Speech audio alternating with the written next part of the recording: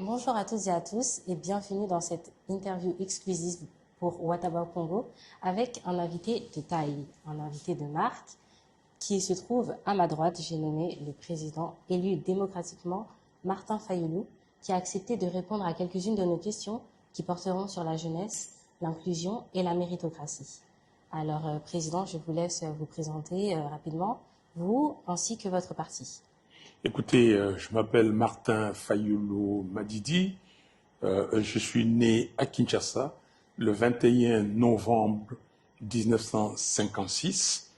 Mes deux parents sont décédés. Je suis issu d'une famille de 8 enfants, dont je suis le 7e. Je suis marié et père de 3 garçons.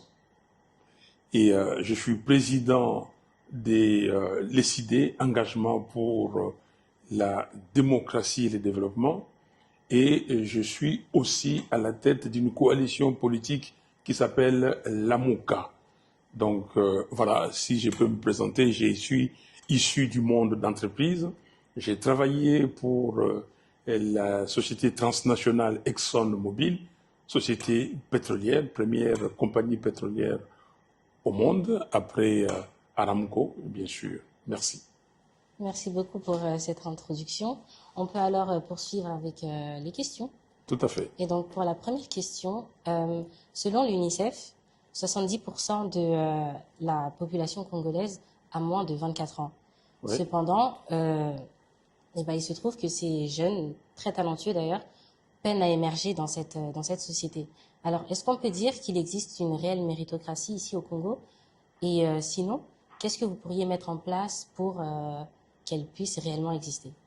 Je suis très content que vous puissiez dire ces jeunes très talentueux. Effectivement, les jeunes Congolais sont très talentueux. Vous pouvez aller ici à Silikine, qui est un incubateur. Vous voyez ce que les jeunes Congolais font. Vous pouvez aller à Beautour, à la Gombe, pour voir l'ingéniosité des Congolais. Mais le problème, c'est que au Congo, c'est un manque de leadership.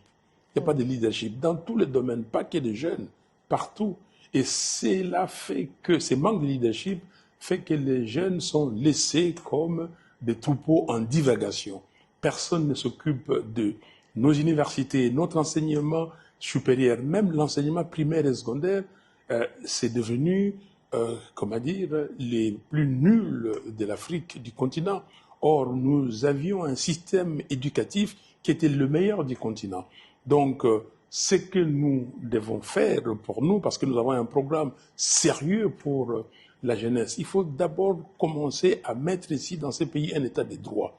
Un état où tous les citoyens connaissent leurs droits, leurs devoirs, et puis que l'État s'occupe de ses citoyens. Il faut ici, vous savez que nous sommes en guerre. Oui. Donc nous sommes en guerre, il faut qu'il y ait au Congo qu'on arrête la guerre, qu'on recouvre notre souveraineté, qu'on recouvre notre territoire, okay, la totalité de notre territoire pour que les Congolais puissent vaquer à leurs occupations. Troisièmement, il faut une gouvernance éthique. Il faut une gouvernance où les gens savent que l'argent de l'État, c'est à l'État. Et quatrièmement, il faut une cohésion nationale. Quand vous avez une cohésion nationale, vous pouvez permettre au gouvernement et aux jeunes et à tout le monde de travailler et de vaquer à leurs occupations. Il faut permettre aux jeunes de rêver, d'avoir des plans, d'avoir une vision, d'avoir des programmes et aussi d'avoir des mentors et d'avoir des gens qui leur font rêver et que les jeunes disent « moi, je vais suivre l'exemple de tel et tel a des valeurs ». Parce que si nous ne mettons pas une société avec des valeurs, ce sera perdu. Et c'est d'ailleurs très intéressant ce que vous dites par rapport à l'état de droit et la cohésion nationale. Ce qui me ramène d'ailleurs à ma deuxième question, qui est en fait la diaspora. La jeunesse de la diaspora est très engagée politiquement et on a pu d'ailleurs le voir par les manifestations qui se sont déroulées, que ce soit en Suisse, à Londres ou même à Paris. Cette jeunesse-là, qui est du coup issue de la diaspora, est, comment dire, assez distante par rapport au pays parce qu'elle ne s'en sent pas forcément inclue dans les dynamiques nationales. Donc, comment est-ce qu'on pourrait faire pour justement rapprocher ces jeunes-là qui ne sont plus du coup dans le pays, mais qui puissent quand même se sentir inclus et pour justement favoriser cette cohésion nationale? Il y a deux aspects du problème. Et comme j'ai dit, le premier aspect, c'est le manque de leadership dans le pays et qui fait que les jeunes ne sont pas attirés pour rentrer chez eux, alors qu'ici, ils peuvent trouver du travail de qualité, ils peuvent trouver une vie meilleure. Ça, c'est le premier élément. Le deuxième élément, c'est les jeunes eux-mêmes qui sont dans la diaspora. Les jeunes congolais, euh, beaucoup plus ne pensent pas à leur pays. Ils ne travaillent pas pour leur pays. Ils ne sont pas des ambassadeurs de leur pays. Et c'est ça que je demande aux jeunes. C'est pour cela, dans mon programme, je dis que nos ambassades doivent être transformées en une sorte, comment dire, de centre pour faire venir nos jeunes, leur donner les opportunités qu'il y a au pays, et que ces jeunes-là soient des ambassadeurs qui fassent la promotion du pays. Personne aujourd'hui, quand je dis personne, il n'y a pas une masse qui parle de problèmes du Congo. Il y a des pays, quand vous allez à l'extérieur, vous voyez leurs enfants sont partout pour faire la promotion de leur pays, pour parler des problèmes de leur pays. Ici, nous avons de la matière. Le Congo, c'est un pays qui a perdu 10 millions, plus de 10 millions de personnes. 10 millions de personnes sont mortes parce qu'un pays étranger nous a attaqués. Le Congo, c'est un pays qui a 21 millions de personnes, notamment des jeunes, la plupart des jeunes, qui ne savent pas comment manger, qui ont besoin de l'assistance humanitaire. On ne trouve pas cette assistance. Le Congo, c'est un pays qui a 7 800 000 personnes qui errent, qui sont, comme on dit ici, des déplacés internes. Donc, il y a de la matière, suffisamment de la matière pour que nos jeunes gens qui sont à l'étranger puissent être les avocats du Congo et parler du Congo, qu'on les écoute. Et ça, on ne le fait pas. Alors, souvent, des jeunes se disent que les pays ne s'occupent pas de nous, ça je suis d'accord, et nous aussi, on ne s'occupe pas du pays. Non, il faut changer, comment dire, la mentalité, il faut changer les paradigmes, il faut que nous tous, nous nous occupons du pays. C'est le premier asset, le premier actif que nous avons tous, c'est ces pays, les Congo, des 2 345 410 km², et ces pays que nous devons protéger dans son intégralité, dans sa souveraineté, et comme ça, nous pourrons demain avoir comment dire, le prix que ceux qui vont venir après nous vont dire à ceux qui nous ont précédés, ils ont gardé le pays, ils nous ont donné des fondations, des bases pour que nous puissions continuer. Et j'ai dit ceci, il faut que dans nos ambassades, on puisse avoir un département qui s'occupe de la diaspora. Comment la diaspora peut rentrer au Congo sans payer des frais de douane, sans payer des frais inutiles? Comment est-ce que s'ils arrivent ici, ils vont trouver un guichet où on va les accueillir pour leur dire voici les orientations, voici les secteurs d'activité et comment vous pouvez vous insérer. La première démarche pour vous installer dans le pays, c'est très très important. Et j'ai toujours dit que la diaspora congolaise, nous devons compter avec elle parce que ces jeunes gens ont été dans un monde où ils ont appris la démocratie, où ils ont appris des valeurs et où il y a les standards de vie sont élevés. Et quand ils reviennent ici, ils voudraient maintenir ces standards et ça peut, comment dire, comme on dit en anglais, uplifter tout le monde. Donc mettre tout le monde à un niveau et nous pouvons, comment dire, avoir finalement ces développements tant attendus dans notre pays.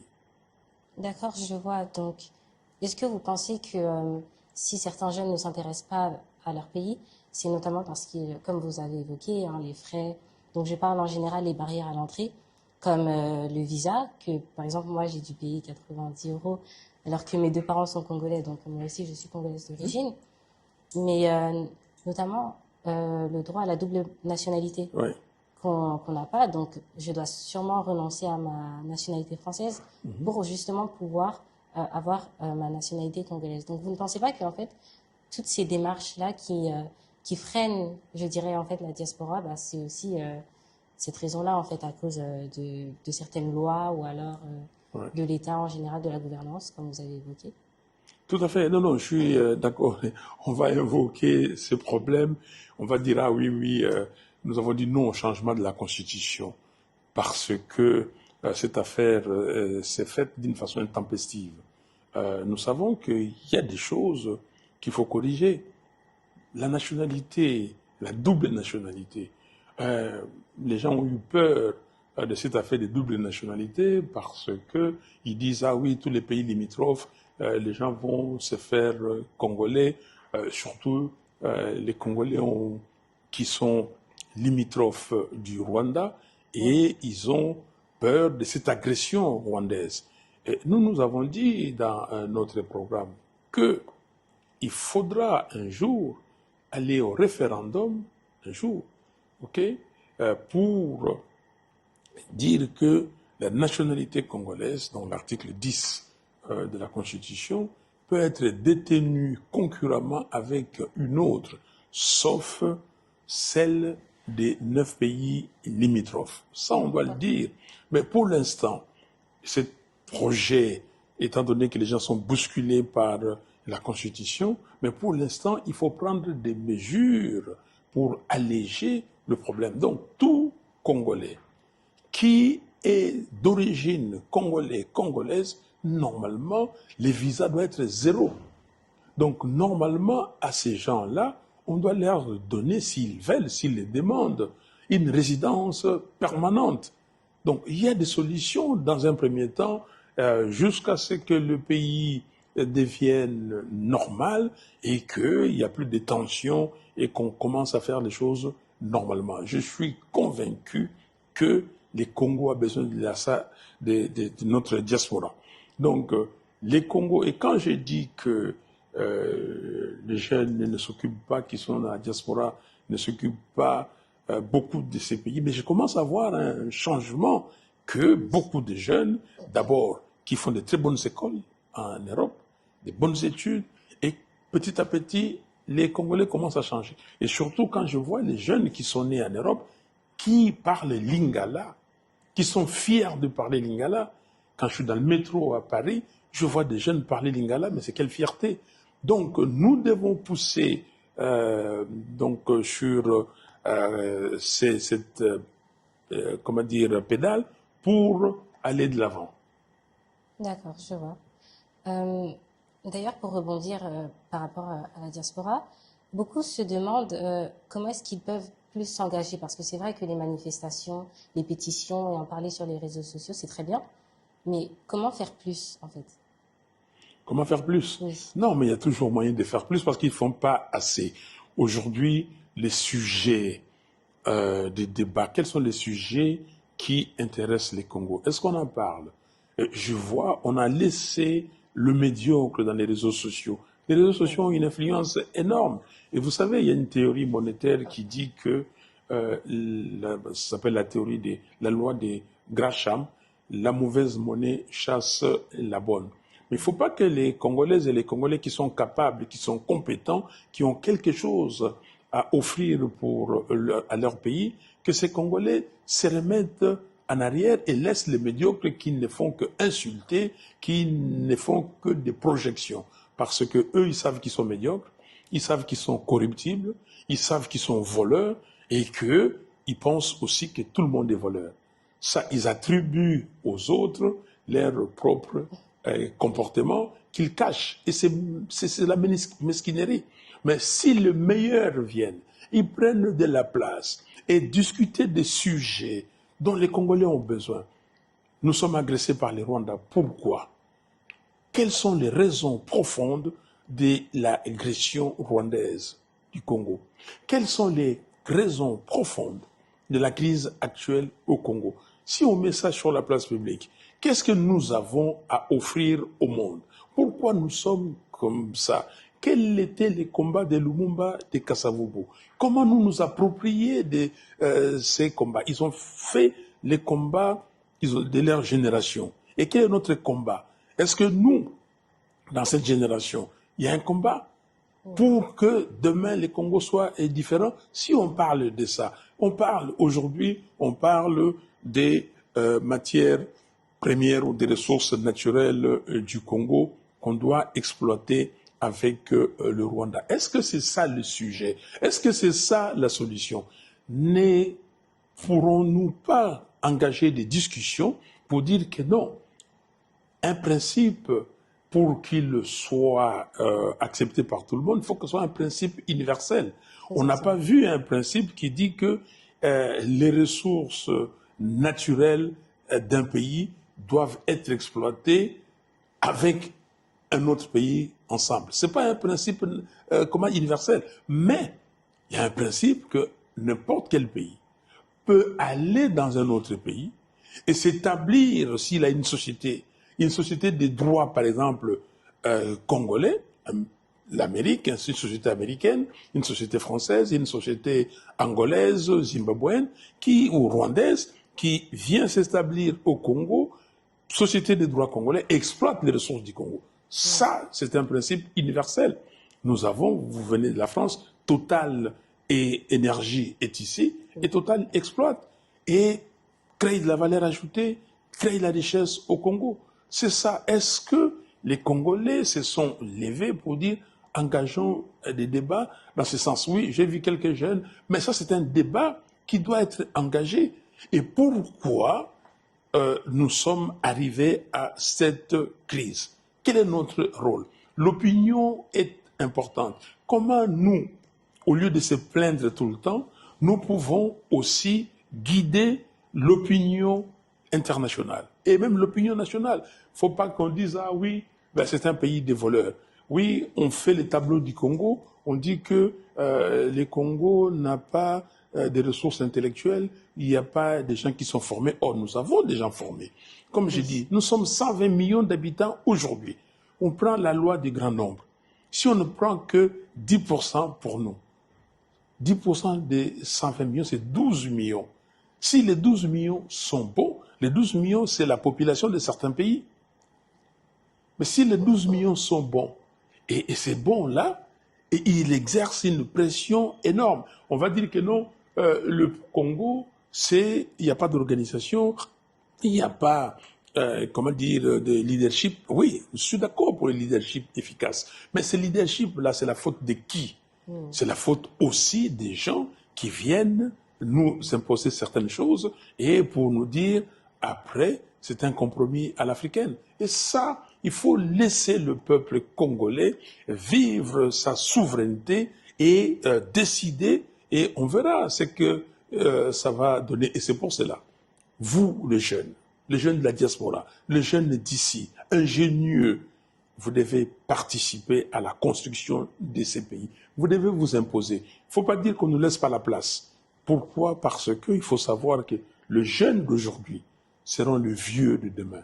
Et le vieux que nous sommes d'aujourd'hui, nous étions jeunes hier. Et nous avons fait notre part. Moi, j'ai participé à la réussite, ou en tout cas à la convocation de la conférence nationale souveraine. On était ici dans les rues. Rappelez-vous de cette date qu'on appelle le 16 février. Nous avons été parce que nous avons joué notre rôle sous la dictature.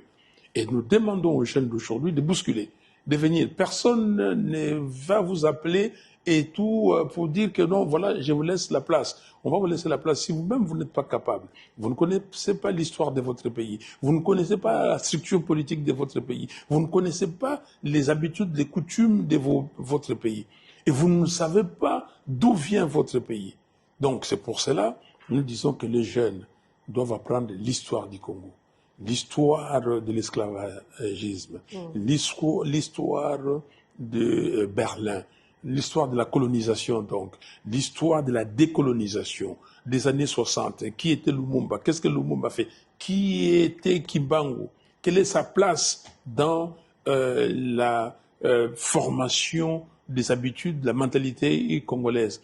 L'histoire aujourd'hui de l'agression du Congo. Et quand vous avez tout ça, vous pouvez avoir suffisamment d'éléments pour trouver des solutions. Bah, merci beaucoup pour vos réponses. C'était même les réponses à ma troisième question, qui était quel conseil vous auriez à donner en fait aux jeunes qui souhaiteraient s'engager. Mais j'aimerais quand même vous demander un petit message de fin, de soutien à ces jeunes qui essaieraient de s'engager encore plus loin, mais qui ont peut-être peur en fait de, comme vous avez dit, prendre cette place-là par exemple des personnes qui ont essayé de se lever pour le pays et ont fini assassinés ou emprisonnés et qui doutent tout simplement du système actuel et qui en fait a peur de le renverser. Qu'est-ce que vous lui direz? Écoutez, d'abord, notre parti s'appelle Engagement pour la citoyenneté et le développement. Donc il faut savoir, vous dites les jeunes, et je demande aux jeunes de s'engager, d'exercer leur citoyenneté, des Congolais, et pour amener le développement. Nous disons, nous avons une vision très simple. Nous voulons bâtir un Congo fort, libre, digne et prospère. Nous sommes des citoyens du monde comme les autres citoyens. Ce n'est pas, les compétences qui nous manquent, mais c'est l'engagement. Il ne faut pas simplement regarder les autres. C'est pour ça que je demande aux jeunes de s'engager et de venir construire, de se faire une place, de bousculer, de nous dire ce qu'il ne faut pas, qu'est-ce qu'ils peuvent amener. Mais de ne pas écouter, on a dit tel a volé. Oui, il y a des voleurs. Il y a des gens qui respectent des valeurs. Il y a des gens qui ont des valeurs intrinsèques. Donc, il faut que ces jeunes-là viennent pour qu'ils bousculent ceux qui peuvent entrer dans les partis politiques, qu'ils entrent dans les partis politiques, qu'ils aillent bousculer dans ces partis. OK? Qu'ils disent, oui, qu'est-ce que vous nous léguez? Alors, nous voulons participer à notre avenir nous-mêmes. Il faut qu'il y ait des jeunes, pas tous dans les partis politiques, qui soient dans des associations, qui créent, et qu'il faut que des jeunes qui soient dans l'entreprise. Parce que c'est l'entreprise qui donne de la valeur ajoutée. C'est l'entreprise qui crée. Il faut que des jeunes soient partout et qui revendiquent leur place. Donc, j'insiste sur ça. Je compte beaucoup sur les jeunes parce que, comme vous avez dit, l'âge médian au Congo, c'est 19 ans. Ça veut dire qu'il y a 50% des Congolais, OK, qui ont moins de 19 ans. Il y a 50% des Congolais qui ont plus de 19 ans. Vous avez donné les chiffres ici de l'UNICEF et vous voyez, les gens de ma génération, nous sommes combien de pourcents au Congo? Combien? Si je vous dis, moins de 5%, les gens de ma génération et plus. Nous sommes moins de 5%. Donc ce pays appartient aux jeunes. Il ne faut pas que les jeunes soient des spectateurs et qui regardent les autres faire. Il ne faut pas que les jeunes soient des commentateurs des ondits. Okay? Il ne faut pas que les jeunes pensent que, bon, ben voilà, quelqu'un s'est posté dans les réseaux sociaux, il croit qu'il détient la vérité. Or, lui-même, c'est un anti-valeur patenté. Il faut que les jeunes, alors, qu'ils regardent ce qu'on nous dit. Est-ce que c'est vrai? Il faut vérifier. Il faut qu'eux-mêmes croient aux autres jeunes. Ils ont des jeunes ici qui sont dans les universités. Ils peuvent créer des clubs. Ils peuvent venir, quand ils viennent ici, aller dans des facultés, aller dans les instituts, faire eux-mêmes aussi des présentations pour voir avec les autres. Donc, ici, le message pour moi, c'est que nous avons un beau pays. Nous avons un beau pays et ce pays qui peut donner à manger à la planète. Ce pays qui peut donner l'énergie à toute l'Afrique et à une partie d'Europe. Ce pays, les Américains disent gifted, béni des dieux. Et nous négligeons, nous allons chercher des richesses ailleurs.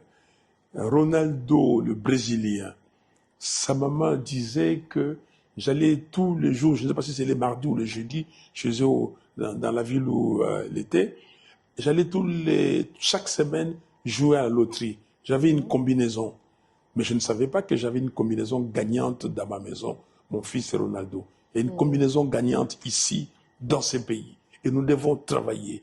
Et ma vie, les restes de ma vie, j'ai donné pour ça. Ça fait plus de 20 ans que je suis rentré de l'expatriation au Congo.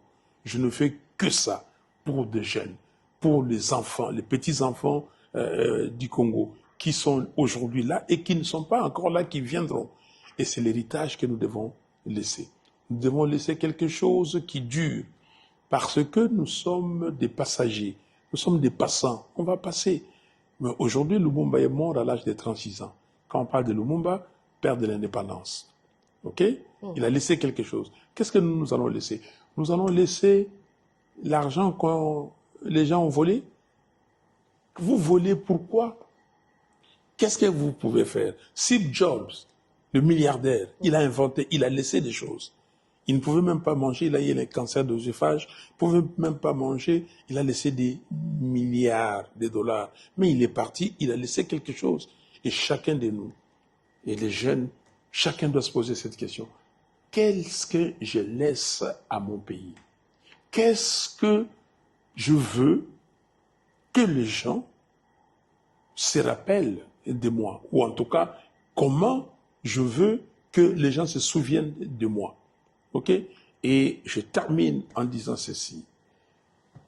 Chers jeunes Congolaises et Congolais, et dans ma foi chrétienne, je sais que Dieu a donné à chacun de nous une raison d'être. Dieu ne nous a pas créés par hasard que tu vas là-bas comme spectateur, tu assistes les autres, tu accompagnes les autres. Non. Et chacun a une mission à remplir. Il est important de reconnaître cette mission et de la remplir. Vous avez une raison d'être. Nous avons chacun une raison d'être. Ne soyez pas jaloux de tel ou de tel autre parce que c'est que aujourd'hui, je donne un joueur qui était là avant, Pelé ou Maradona faisait, les autres ne pouvaient pas le faire. Ce que vous faites dans ce que Dieu a dit que vous devez faire, personne d'autre ne peut le faire. Alors, soyez vous-même. Soyez vous-même et dites-vous qu'est-ce que je peux laisser à mon pays. Merci beaucoup. Merci à vous, Monsieur le Président, pour ces mots, pour ces conseils qui, je le crois, auront fortifié la jeunesse et a donné aussi la foi à certaines personnes qui étaient découragées. Je pense que également vous, qui êtes au Congo ou dans la diaspora, vous avez été touchés par ces messages-là. Comme Monsieur le Président l'a dit, ce pays n'est pas le pays du futur ou le pays de demain, c'est le pays du présent, c'est le pays du maintenant, et c'est à vous de prendre les décisions, c'est à vous d'arracher vos responsabilités. Et je le crois que tous ensemble, nous construirons ce pays. Et ça commence dès aujourd'hui. Merci à vous. Merci.